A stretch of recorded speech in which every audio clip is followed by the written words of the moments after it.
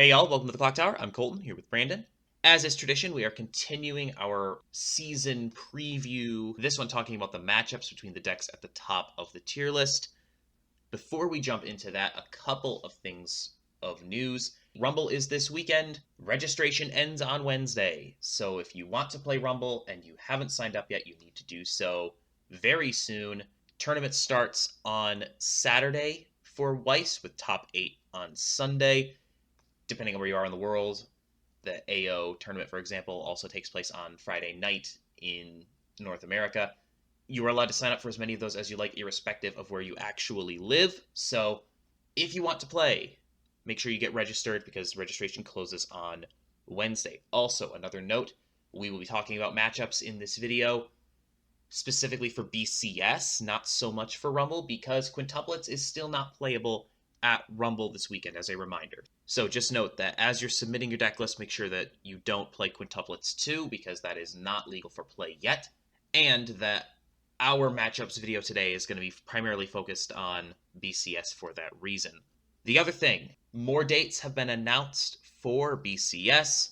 Lots of dates in Europe now, a couple of dates in the AO region, as well as a couple more North America dates, in Canada specifically. So make sure to check the schedule. We'll have a link in the description where you can see that.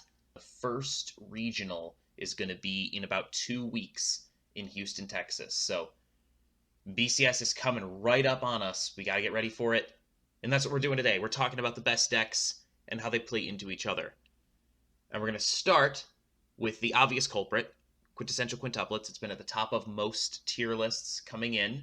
It is going to have to deal with a couple of different Hololive decks. We're oversimplifying this a little bit, want to kind of say this early on. There are 101 different ways to build Hololive, and you can combine a number of things. There are people who play Coronai into Marine, there are people who play the Sora top end, there's all kinds of stuff you can do with Hololive, so trying to distill it all down into just a couple of decks isn't necessarily ideal, but it is a more helpful paradigm because we can at least see how all these combos play into Quintuplets and MTI specifically. So just a word on that topic. We recognize that Hololive is very complicated and there are a lot of different ways you can play it, a lot of different things you can use. This was just the easiest way to present as much of Hololive as possible without making this a 3-hour-long video. And the reigning champion, Mushoku Tensei, and those are the decks we're primarily going to focus on in this video. We will start by talking about how 5HY plays into Kanata Marine. Yeah, both of these decks are decks that we expect that will do well over the course of the fall season.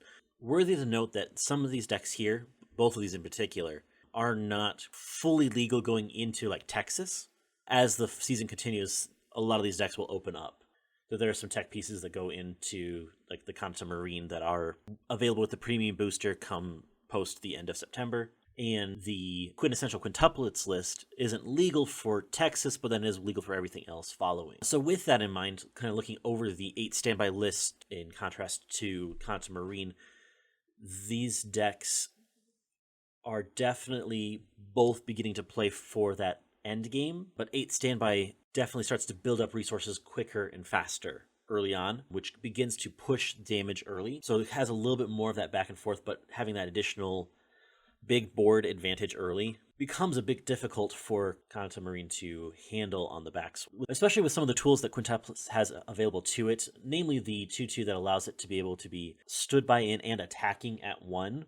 So you're all of a sudden being able to bring in these heavy board winners, and then on that kind of following turn be able to kind of defend up against that as well, is a rather important thing in this matchup, especially because Kanata Marine doesn't really get going until about level 2, which is where we see the Kanatas begin to take form, take shape, and start building those resources. Yeah, Kanata doesn't get a ton of power on board, like you said, until it can really start getting its combo down at level 2, which means that Quintuplets is going to kind of have its way at level 1.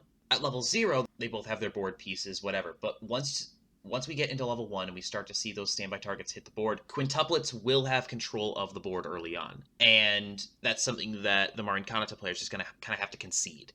Kanata, in particular, gets good when it can start generating its resources, it wants to loop that level 3 Kanata as much as possible, get as many instances of it off as possible, so that it can generate resources to pay out its Marine easily at the top, so that it can go more aggressively with those burns. So for quintuplets, the thing that it is strong in, which is, basically recurring its board if it loses it on defense, doesn't really come into play as much here, because Kanata simply just doesn't get over, right? It just doesn't, it's not going to break a board of 7 or 8,000 power until it gets the Kanata level 3 down at level 2. What's going to be really interesting is going to be, I think, the 8 standby offensive versus the Kanata defensive. Standby can break those boards, which I think it can, relatively consistently. But I think that's the interesting thing about Kanata, is that Kanata honestly doesn't care that much about board. It cares a whole lot more about playing solitaire and making sure that it has its resources so that it can push that Marine combo as much as possible at the top. If it gets its resources, which is something that, frankly, quintuplets is going to have a really hard time denying, then it can still pop off and win the game. The only thing that I think quintuplets can really do is make sure that when Kanata goes off, because Kanata is going to be bigger than those 2-2 targets when it swings in at level 2. So the best thing that quintuplets can do really is basically just hand on core its 2s and make sure it has enough power on board to clear the Kanatas, to make sure that the Hololive player has a hard time doing it again. Because that first Kanata turn, they're filling their hand. The second Kanata turn, they're just spamming stock. So if you can keep them from getting a second turn with Kanata as much as possible, by making sure that you clear board, then you're putting yourself in as good of a position as you can. But again, Kanata's basically solitaire. It's going to do what it does. So let's shift gears slightly and talk about the other Hololive deck, which is Coronairushia. So, if you're playing Coronairushia into quintuplets, you have one very distinct advantage, and that is that Rushia gets pretty heckin' big. Rushia defensively, when it combos, will sit at 15, 5, and 13, or, 16, 13, 5, like that kind of range, depending on what's on board, right? So, quintuplets can technically get there. It can push damage, like if it gets all of its pieces down, the Brainstormer that gives it, a little bit of extra power, if it slams a CX and it pops the, the card from the back row back in hand that gives another 1,000, it can get a lane up to 17, but it's not going to be able to handle a counter. So if you are the Rushia player, you're holding backup, you're holding up some kind of counter to make sure that you can maintain board, not because you care that much about being able to replenish your board, but because you want to be able to punish that 2-2 for being just a little bit too small. Because quintuplets goes all in on offensive numbers as opposed to defensive numbers. Defensively, it sits pretty small. There are level 1 combos that can force a counter or just outright beat the 2-2 from quintuplets without too much difficulty, because it only sits at 7 without combo. So, not massive numbers on defense for quintuplets. It gets up to, into the 14, 15. It can push all the way to 17 if it gets all of its pieces. But that number is still defendable by the Rushia player. So Rushia can win board against quintuplets, which gives it that advantage. Quintuplets also is pretty susceptible to that shuffle back effect.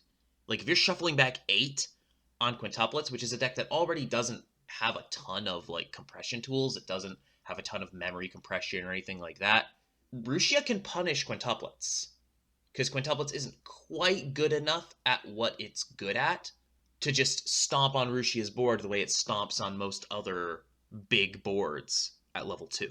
The big thing with quintuplets is it's able to replenish its board faster than a lot of other standby decks, because it's able to potentially stand out more standby targets, with the 3-2 standby potentially being an additional standby.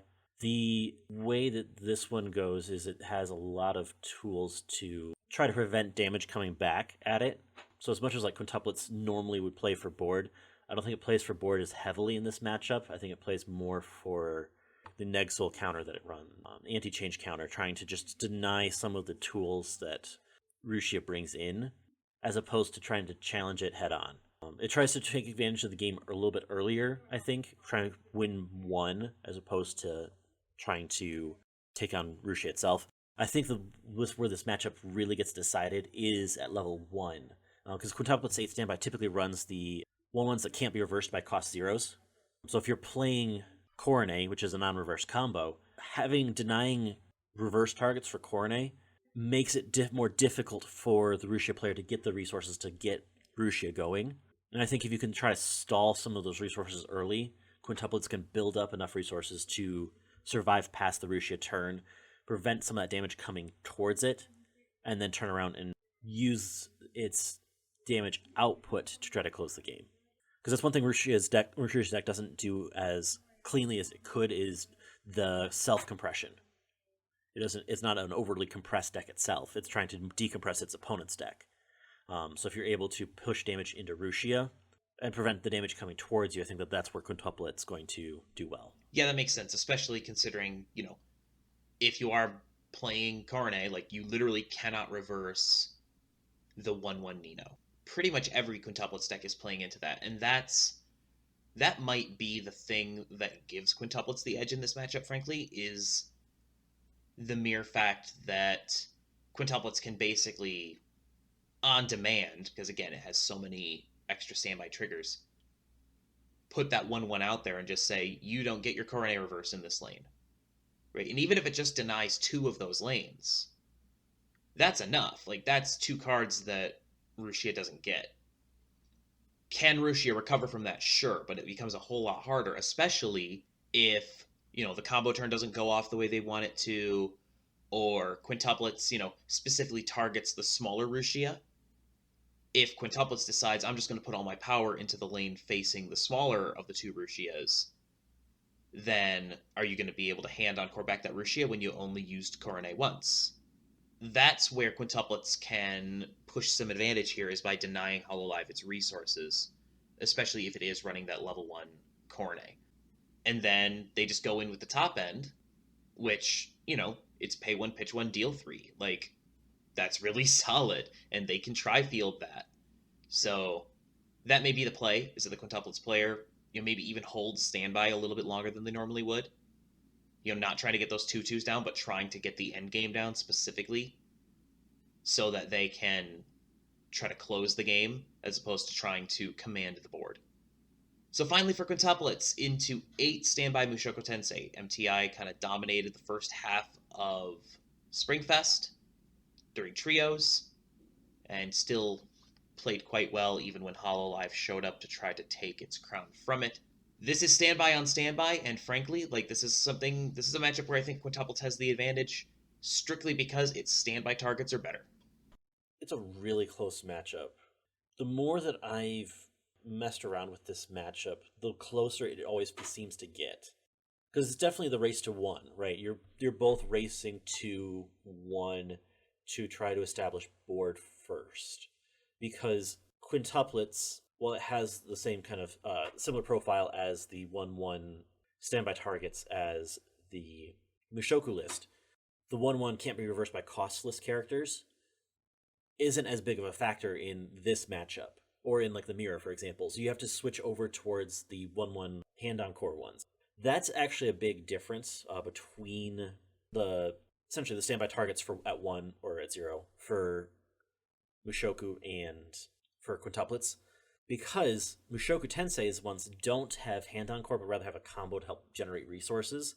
So particularly trying to generate getting that 2k counter into hand. When you have those 2 cards side by side, they are very close regarding to what they can do. What's really interesting is that for 1/1 targets, you have Mushoku Tensei's ability with the Ghislaine to pump up that 1/1, so they're more like 8/5s or potentially 9/5s even, which actually makes a pretty big deal here. If Mushoku Tensei is able to get 2 Ghislaines on field by that point, their whole field looks a lot better than Quintuplets.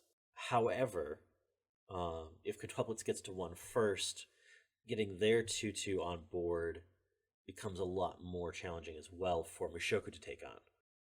The Quintuplets 2/2 target is going to break Mushoku's board at 1. However, you can only really stand by one of those in and attack with it on that turn. So the question becomes, what do the other 2 lanes look like? So I think there's going to be a little bit more board trading for Mushoku than Mushoku typically cares to do, which pushes that edge a little bit more towards quintuplets, because if quintuplets is able to break board and Mushoku struggles to break board back, then it's going to be, over the long term, Mushoku has that potential going through. They both have tools to attempt to deny damage coming at them. Quintuplets with the Neg-Soul counter, Mushoku with the tap counter. So it's really going to come down to the board breaking ability. And during the early mid game, quintuplets has a little bit more of an edge because the 2/2s can come through and attack on the turn they're stood by in. Whereas Mushoku has to delay a turn for any kind of 2/2, whether the Ghislaine or the Eris is brought onto field and then brought into that. The board breaking with quintuplets, I think, is a bit stronger in that early game.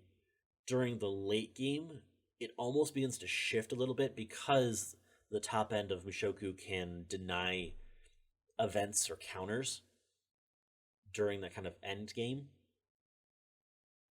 So when they're trying to close out the game, they should be able to do so rather effectively without being able to have that Neg-Soul counter come into play. Yeah, I think you hit the nail on the head. I think that's exactly the case, And when we talk about quintuplets having an advantage, it's like a 55-45, 60-40 kind of advantage. It's not like an overwhelming sweeping advantage. These games are going to be close and interesting. And standby into standby, especially when it's not a strict mirror, is such a display of player skill.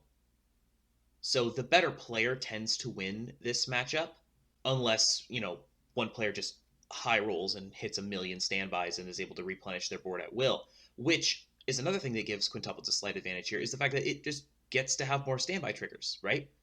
Because it's level 3 doubles as an additional standby trigger when a certain standby is on board. I would say also that as much as the Ghislaine top end does kind of deny the Neg-Soul counter, tri-fielding the Ghislaine is not necessarily the easiest thing in the world. I could see someone trying to tri-field the Ghislaine and not necessarily use the combo in all 3 lanes just to try to defend against the Neg-Soul counter. So the MTI player could lean into that a little bit more. But ultimately, I think that you're 100% right when you say that quintuplets is more capable of saving its board and maintaining board than Mushoku Tensei is, simply because its stuff all has hand encore, right? So if you're the MTI player, you really want to pop off your level 1 combo because you need resources as much as you can. You need to generate resources as quickly as possible, and if you can get 2/2s down, so much the better. Getting to level 1 is so important for MTI. For quintuplets, obviously, it's ideal to get to level 1 first, but for MTI, I would argue it's basically a necessity. You have to get there first so that you can actually get some 2/2s down and try to hold board defensively as much as you can until quintuplets gets big enough to actually deal with your level 2s with its level 2s. And at the end of the game, when we get into the level 3 power stuff, MTI has a lot of power on board. The Paul and the Roxy, just give a ton of power to that Ghislaine, which also, swings in at 14 on its own. So the power on the combo turn isn't really the issue. It's more of, can MTI close the deal when it has that chance? But I do think at the end of the day, because it has, I think, a slightly better top end, and it does a better job at keeping its board together, I think quintuplets has the edge here, which is why quintuplets is the tier above this on the tier list. All right, moving on into the Hololive not mirror, Marin Kanata versus Coronairushia. So this is more a question of resource generating Hololive versus board based Hololive, right? Because you typically don't see Marin and Rushia in the same list. If you're playing Marin, you're typically either playing the Coronai to try to get your reverses and you're plussing that way, or you're trying to get your Kanata stuff down so that you can just get massive plussing. Whereas Rushia is trying to break your opponent's compression while also holding board defensively. In this matchup, Rushia wins board. Like, Kanata doesn't get huge. It's not going to get to 16 with any kind of consistency.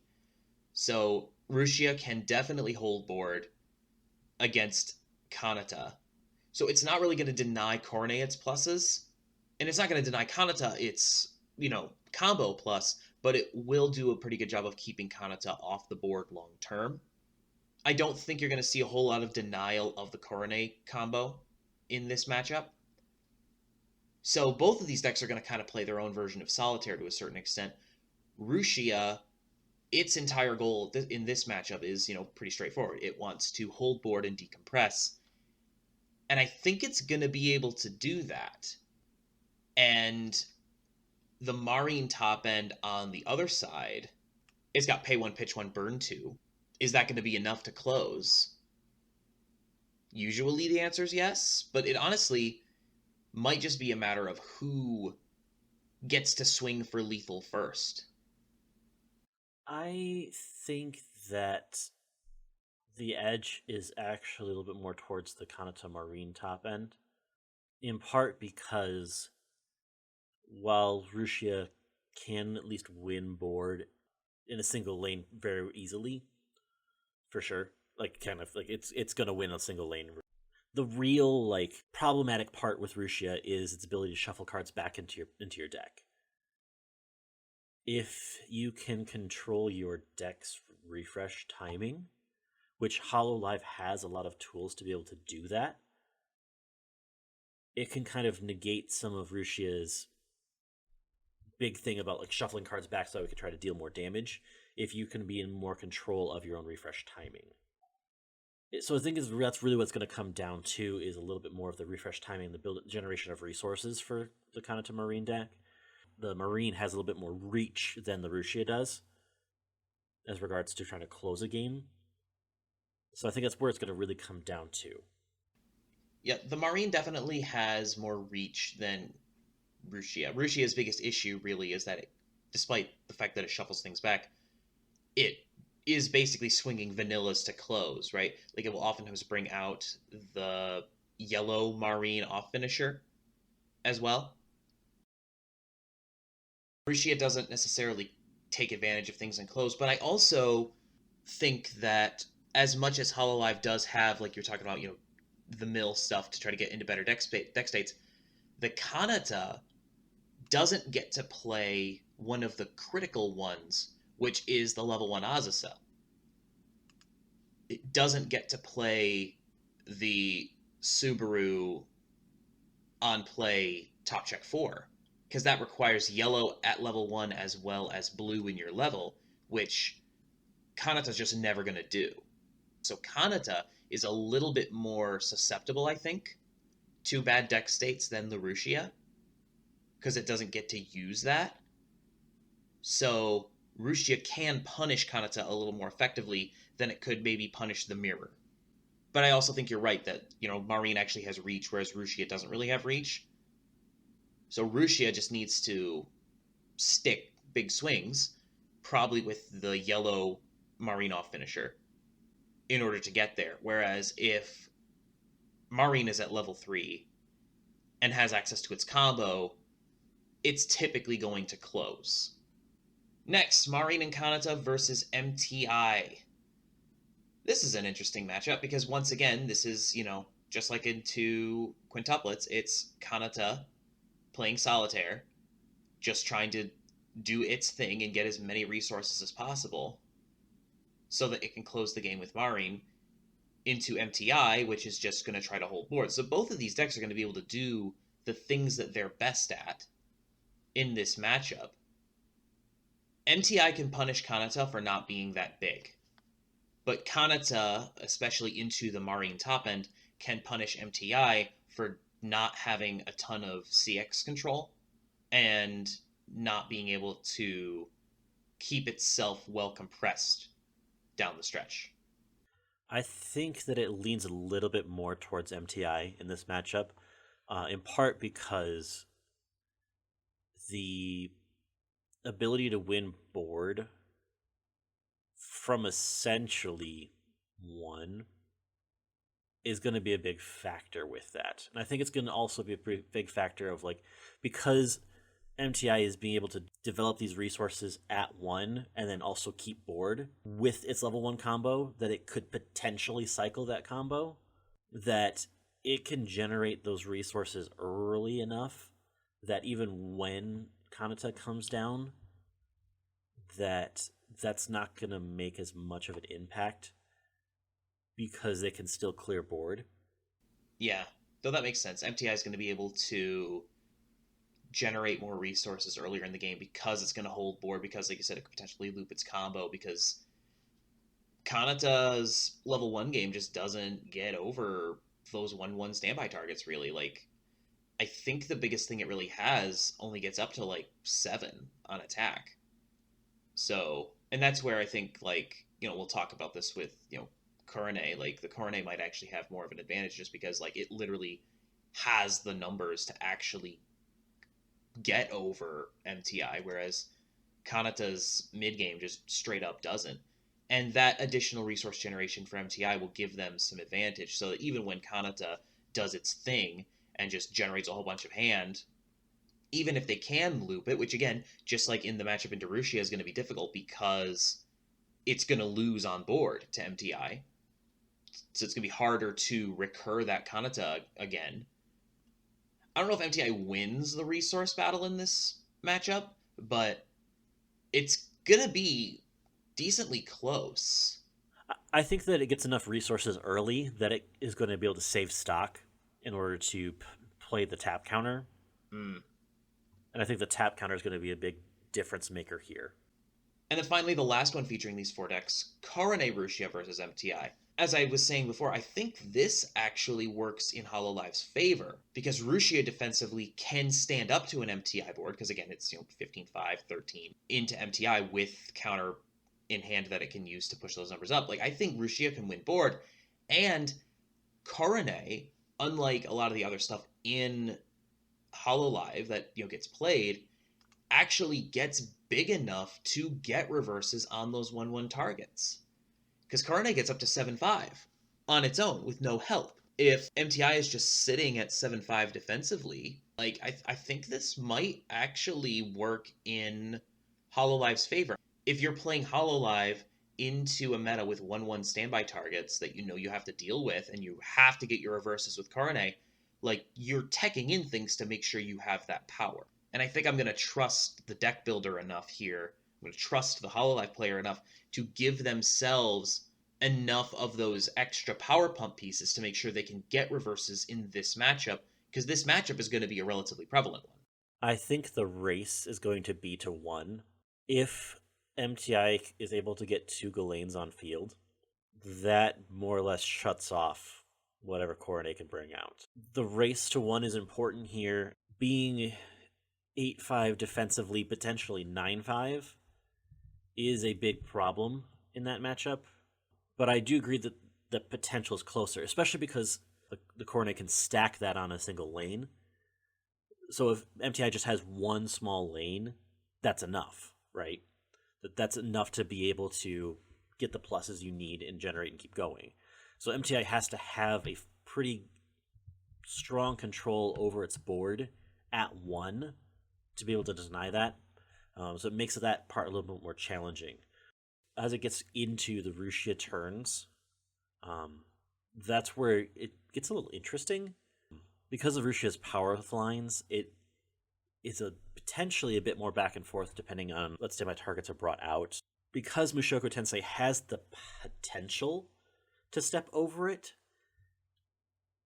and it does have the card to be able to potentially remove Rushia from field.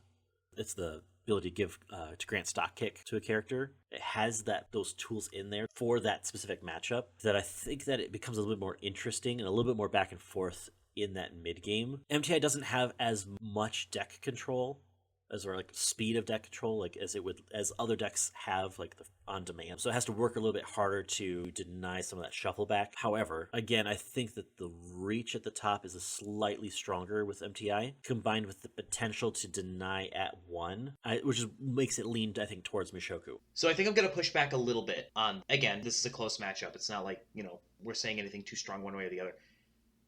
I think that in order for 8 Standby Mushoku Tensei to get over a Rushia that has already comboed, right? Because Rushia is 15-5-13. It can be defended up to 15-5 in the other lane. So you need to get over 15-5 in 2 lanes. You can get there in 1, maybe, if you get all your pieces together.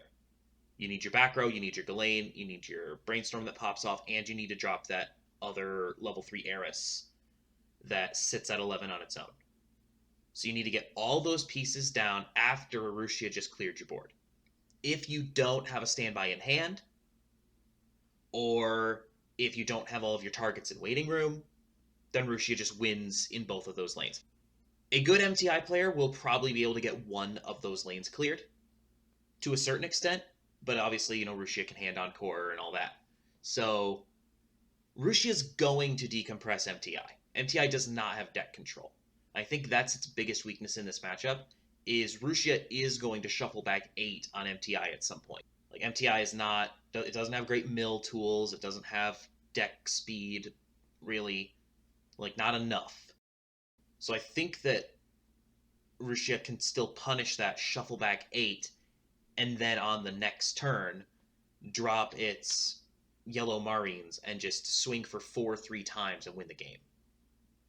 I definitely think that's a thing that can happen, because MTI already doesn't get great compression. So I think that's the thing that, in my head, gives Corone the advantage, is the fact that Corone, still can just do what it does. And it also gets its combo pretty easily because it's on pants. I will say there's one specific thing that gives MTI an advantage early in the game, and that is that its Riki is on play, whereas for Rushia, its Riki is on death. As much as that Aqua is an insane card, and very powerful and run in every Hololive deck because it's incredible, it also does not proc unless your opponent lets you proc it. Siding into that Aqua, it's a +1 for the Rushia player, but now they aren't getting to go to level 1 right away. They would need to literally play over it in order to get that Riki effect off. So I think MTI has better control over the game at 0, but I think Rushia has better control over the game at levels 2 and 3.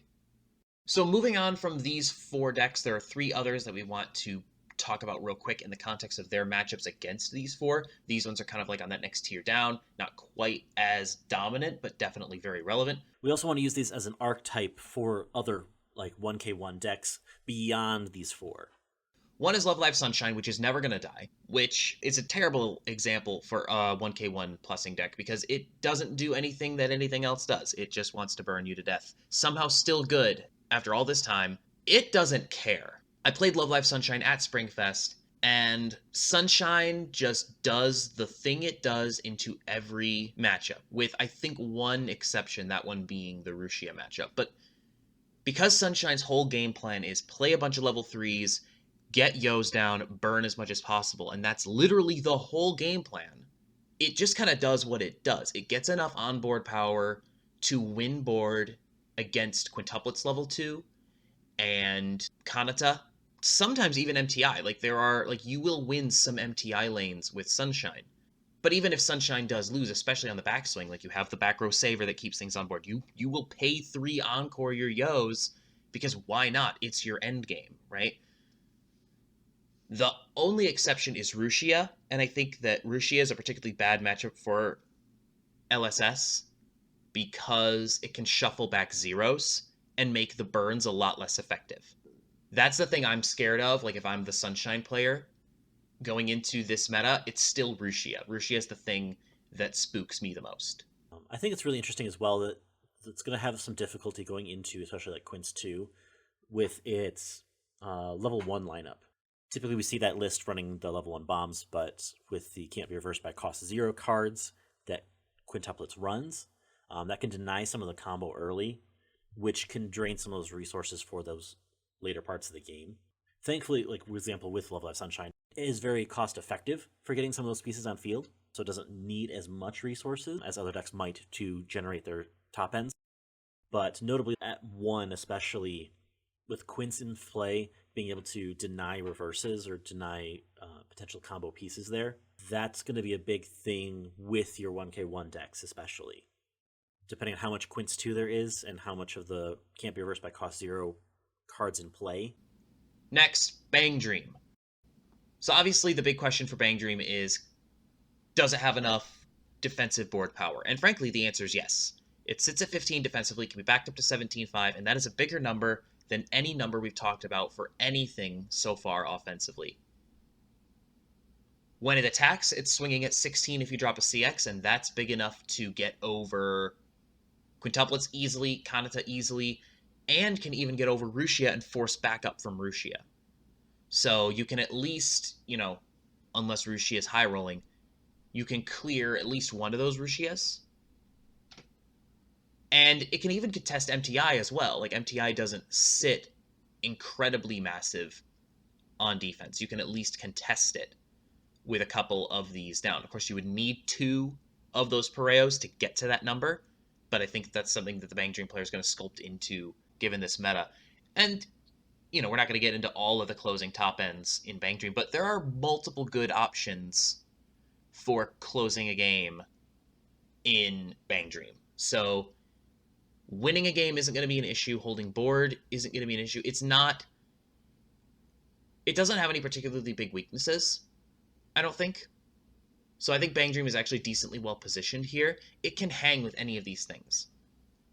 I think the big thing that it has going for it is that it doesn't have its own identity, like regarding like a singular deck that everyone plays, which makes it a bit more challenging to tech against.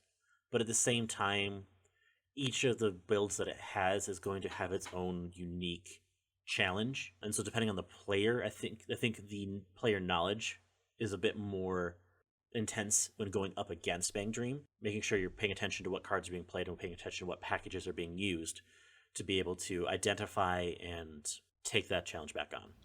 Yeah, I think Bang Dream's biggest challenge is things like removal. That's where Bang Dream struggles. It's not even necessarily with the stuff that's here at the top. It's the stuff that's kind of like directly below it in the meta that can mess with its back row or can otherwise, kind of bomb and clear the Chutus. That will give Bang Dream trouble. And that's, I think, the main reason why it's not further up in the tier list is just because it struggles sometimes with those effects, which don't even show up a ton in these top 4 that we've already talked about. So, like, if Bang Dream gets through Swiss and into top 8, there's a very real chance that Bang Dream wins.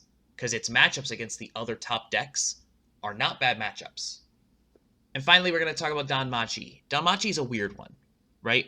Damachi is a lot like Quints in a way, because it's really trying to lean into winning board on offense, and it's not as concerned about defense. So it will trade with Quintuplets, and I think Quintuplets wins the trade long term. What I think is going to be really interesting is that because Damachi doesn't really have its own identity other than board clearing. Like, realistically, that's its big shtick, right? That's all it does. Is it clears board, and then it has a top end that's fine enough to be able to close out a game. That it doesn't have its own real thing that really helps set it apart from maybe other 1k1 decks. Yeah, I think that thing realistically is going to end up being deck speed. It's very, very good at getting through its deck, which is something that it can use to its advantage against Rushia in particular, right? Like, Damachi can get to a place where its waiting room is empty so that a Rushia isn't going to shuffle back and, destroy its compression, right? But at the same time, realistically, the question is it actually going to be compressed? But like you said, the top end's fine. Like, the top end is, it's just trying to stack cancel burns, which, fair enough. Like, that's not bad. It's certainly capable of closing, but it's not as explosive as some of the other top ends that we're going to see. And it also, like, once it gets past its level 1 stuff, like once the bells are off the board, and like if it can't just keep recurring that board over and over and over again, eventually it's going to lose some steam and not be able to get over stuff that sits big defensively. And that's all we got. Thank you for joining us for this additionally very long video for matchups heading into Rumble and Springfest. Don't forget to register for Rumble. That needs to be done by Wednesday. On Thursday, we will have more 5 cards, 5 minutes. Next Tuesday, Brandon will have a deck tech, and we'll have gameplay for that the following Thursday. Until next time, thank you so much for joining us. Please like, share, comment, and subscribe, and have a good one. We'll see you then.